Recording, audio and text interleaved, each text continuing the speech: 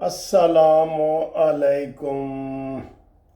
لو جی، breaking news ہے، خواجہ آصف نے ساری بات ہی مان لی ہے، ساری چیز ہی مان لی ہے۔ شاہ زیب خان زادہ نے کہا ہے کہ جناب آپ نے پی ٹی آئی کے اوپر پابندی لگانے کا پروگرام بنایا تھا، اس کا کیا ہوا؟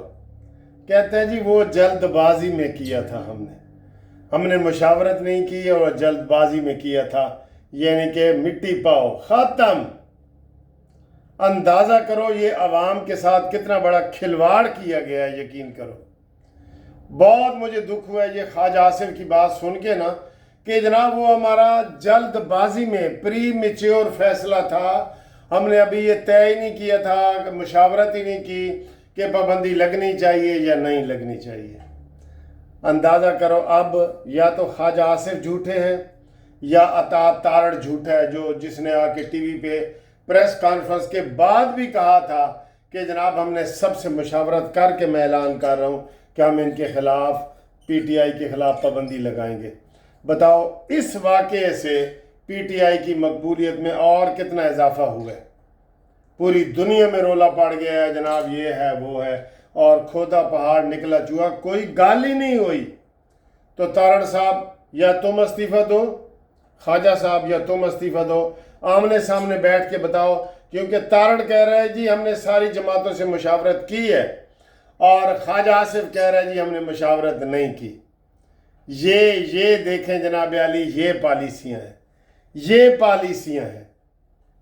اور دوسری بات انہوں نے کہا ہے کہ اس سے شاہ زیب خانزادہ نے سوال کیا کہ جناب اکتوبر میں یہ الیکشن منسوخ کرنے کی باتیں ہو رہی ہیں، یہ اکتوبر میں ہائی کورٹ سپریم کورٹ سے یہ منسوخ کروائے جائیں گے۔ کہتا ہے ہاں جی یہ ہو سکتے ہیں۔ لے جی وہ بھی مان گیا کہ یہ ہو سکتے ہیں۔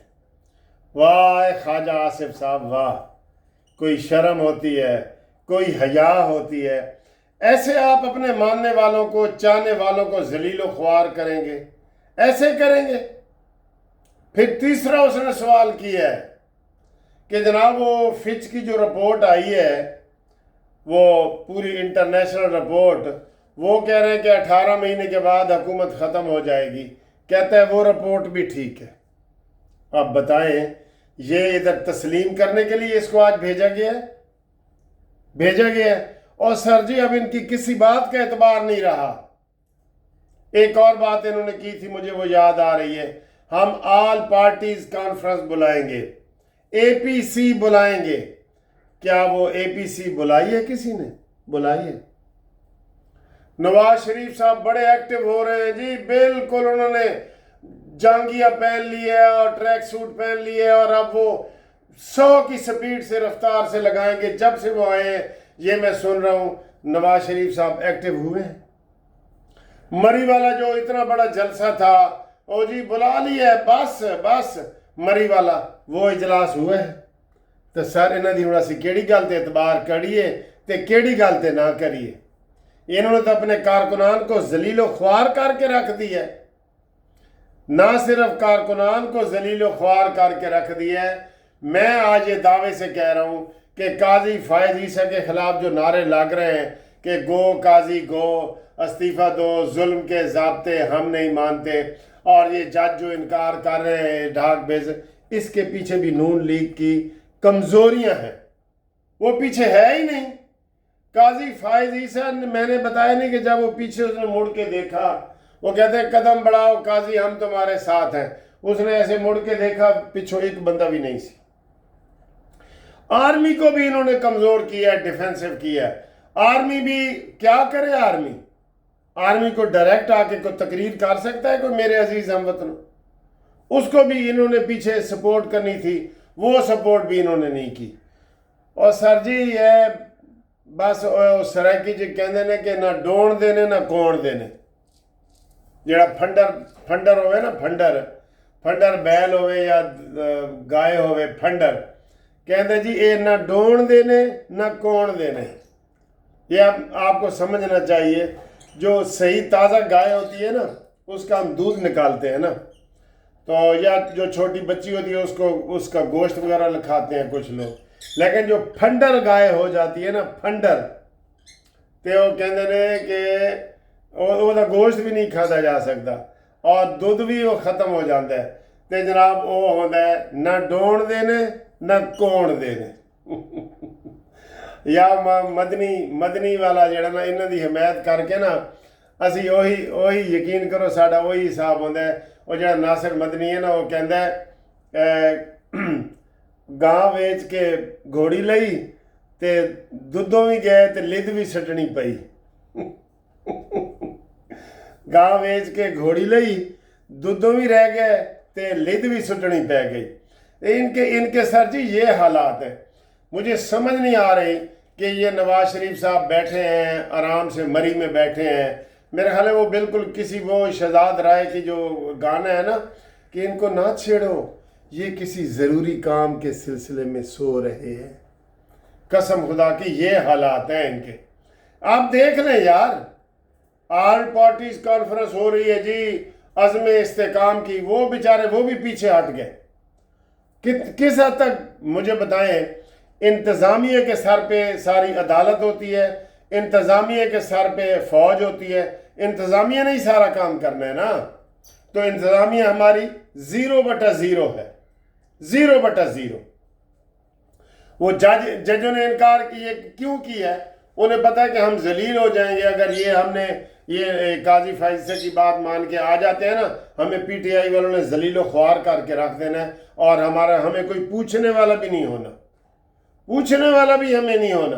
2 ججوں نے کہا یہ بھی شکست ہے، یہ بھی شکست ہے، 4 ججوں سے مرضی لی گئی تھی، ٹھیک ہے۔ تو وہ جناب آج عمر ایوب نے کیا کہا ہے کہ یہ پی ٹی آئی پہ پابندی لگانا چاہتے ہیں، یہ سارے مل جائیں نا ان کا باپ بھی نہیں لگا سکتا، یہ اس نے آج تقریر کی ہے۔ بتائیں جی کیڑا باپ کیڑا ہے تے ماں کیڑی ہے؟ سارے باپ قاضی فائز عیسیٰ، عاصم منیر، یہ سارے یہی ہیں نا، یہی لوگ ہیں۔ تو آپ اس سے اندازہ کریں کہ ان کا دفاع کتنا کمزور ہو گیا ہے اور ان کی کوئی اپنی ڈفلی، اپنا راگ، ہر کوئی اپنا اپنا بیان دے رہا ہے۔ اطاعت تارڑ نے اتنی بڑی پریس کانفرنس کی ہے اور پھر شام کو آ کے جی او کے اوپر مذاکرات میں بیٹھ کے اس نے دعویٰ بھی کیا ہے، اور جو نون لیگ کے لوگ تھے ہم سب خوشی سے ایسے اچھل پڑے۔ میں نے کہا کہ زندگی میں پہلی دفعہ انہوں نے کوئی اوفینسو ہو کے تو ایک بیان دیا ہے، ایسے تگڑا ہو کے بیان دیا ہے جیسے بندہ کہتا ہے نا پھر آ مقابلہ کر، تو یہ بیان دیا ہے انہوں نے جب سے یہ حکومت آئی ہے۔ تو ادھر سے انہوں نے کہا تمہارا باپ بھی ہمارے اوپر نہیں آ سکتا، پھر وہ ٹھس ہو گیا۔ دیکھ لینا یہ قرارداد بھی نہیں پاس کر سکیں گے۔ قرارداد ہوتی ہے نا، چھوٹی جی گل ہوتی ہے قرارداد، یہ قرارداد بھی پاس نہیں کر سکیں گے۔ یہ اتنا بڑا ان کے اندر کمزوریاں آ چکی ہیں، اور یہ واقعی یہ حکومت مجھے اکتوبر سے پہلے جاتی ہوئی نظر آتی ہے۔ چاہے آپ ناراض ہوں یا کچھ ہوں، تنقید کرنا ہمارا حق ہے۔ نہ انہوں نے اے پی سی بلائی ہے، نہ انہوں نے پی ٹی آئی کے اوپر کوئی وہ کیا ہے، نہ انہوں نے قاضی فائزہ کی بیک کی ہے، نہ سید عاصم منیر کا بیک کیا ہے۔ یہ 4 چیزیں ہیں جو ان کی کمزوری بتا رہی ہے۔ ہن تسی آپ دسو، اور پھر پنجابی دا یاد آ گیا گانا، سانو بھی دس کوئی پاسا کہ ہن اساں کتھے وینا، ڈولا سانو بھی دس کوئی پاسا تے اساں ہن کتھے وینا، اساں کتھے وینا جی، اساں کتھے وینا۔ اور عوام کی سنیں تو جو بجلی کے ساتھ اور پیٹرول کے ساتھ انہوں نے کر دیا ہے الامان و الحفیظ، قسم خدا کی لوگ اپنے فریج، اپنے زیورات بیچ کے بجلی کا بل دے رہے ہیں۔ کیا کریں انہوں نے پاسے اور کوئی پاسا ہی نہیں۔ وہی کنویں والا ہے جناب مینڈک کہ میں کڈو ہی کہ میں کسی پاسے منہ کر جاواں گا، انہیں کہ تو کنویں دا مینڈک ہے، تو کتنے منہ کر سکتے۔